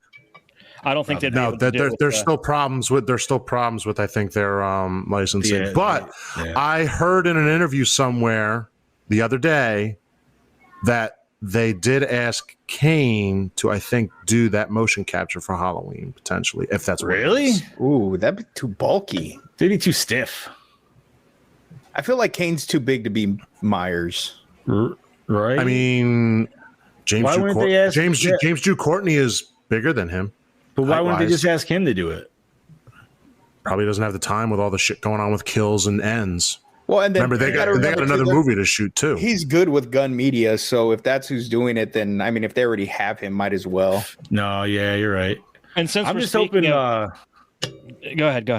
I'll bring it up later. No, I'm just hoping. I love the Friday 13th formula and Predator Hunting Grounds. I just hope it is not that formula. I feel like it's probably gonna be just because everybody assumes with that name, but I don't want. I would just give me 4-player co-op Ghostbusters. I just don't understand why. I can't understand why they would do Halloween when they've already done that in Dead by Daylight. Well, this would be a Halloween game, not a section of Michael either. Yeah, it's really not that different. I see all the possibilities right away. It would be like Friday 13th, where you get all the different Michael variants and shit like that. I could see that. You could have different, but I don't want a repeat of the Friday the 13th game just with Myers. No, I agree. They would have to do something different. I can't say what, but I would want an exact fighter. Give me a fighter. Yeah, that'd be badass. Fighter with horror characters right now. I know. Just make that legit. We just have to see, won't we? Other than that, that's all I had for nerd news this week, gentlemen. One other quick thing that we did finally get a ruling on the Friday the 13th lawsuit. Yes. Victor Miller won. Yeah. We want Victor Miller to win. Yeah, we do. Wanted that. You don't want Cunningham. No, we don't. He wants nothing to do with the franchise. There's still work to be done. Yes. But this is a step in the right. That means that there will be negotiations and settlements, and we will eventually get some new Friday the 13th stuff. Will they finally finish the game? Probably not. I actually I heard a while back that they're just not. If you want to play the full game, a lot of the full game online. A lot of the shit was finished. Yeah. No, yeah, it was. Jason X is in it. You just can't unlock it without, you can't hack it and play it on PC. But as far as PS4, like I said, this, everything, even the music for Jason X was done. Motherfuckers. But so that's probably dead. But maybe going forward we'll get more merchandise that'll be freed up, so we can finally get our Part 8 NECA Jason and Jason X and all the. They released Part 7 when they had this lawsuit. So. That's because that was already in the design stage before the lawsuit started. But the weird part is when they were even designing it, they could not release. They couldn't even finish the design because I saw it at the factory. They couldn't finish it. Yeah, so I don't understand how they got around that.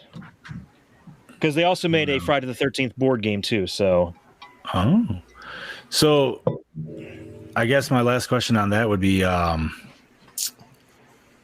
does anybody else have any other nerd news besides before we sign off? The only piece of nerd news, and it's not really nerd news, it's just a recommendation. If anybody hasn't seen Squid Game yet, fucking watch it. Yeah, I want to watch see the that. internet all the buzz about it. yeah, I've seen a lot of stuff about fucking great. I want to watch it, so maybe this week I will get a chance. Oh, you guys will be happy to know I got somebody, my buddy, to watch or will be watching Train to Busan. Yes. Simply on the fact because I was showing him the picture and my wife goes, "Is that the one with Asian you?" And I'm like, "It's Korean." And he goes, "What?" And it instantly showed the still of the guy, dude. And he just started laughing. Oh my God. It's like, "Oh my fucking God." He's like, "It's fucking you, dude." And I was like, "Yeah, I know." All the guys said it too. I love the fact that not only did we say it, but your own fucking wife said it. Right. Yes. She's like, "That guy just looks like yeah. that." I'm like, "You know what? That dude is badass in that movie." So I'm okay with it. There you go. That's such a great movie too. Fuck yeah, dude. All right, gentlemen. I think I'm ready to say adios. I don't know about you. Yeah, because it's time to go sleep. Say Bobby's like yawning here in the background. So I am your not so mean fluff master supreme, Big Johnny D, saying adios, Gorehounds. This is your Chad Daddy. Tune in next week for Night of Bitches. This is your host with the ghost, the Scuba Cabra himself, Scuba Steve, saying, "See you later, bitches." This is your killing machine, Bobby Amon, saying we'll kill you fuckers next week.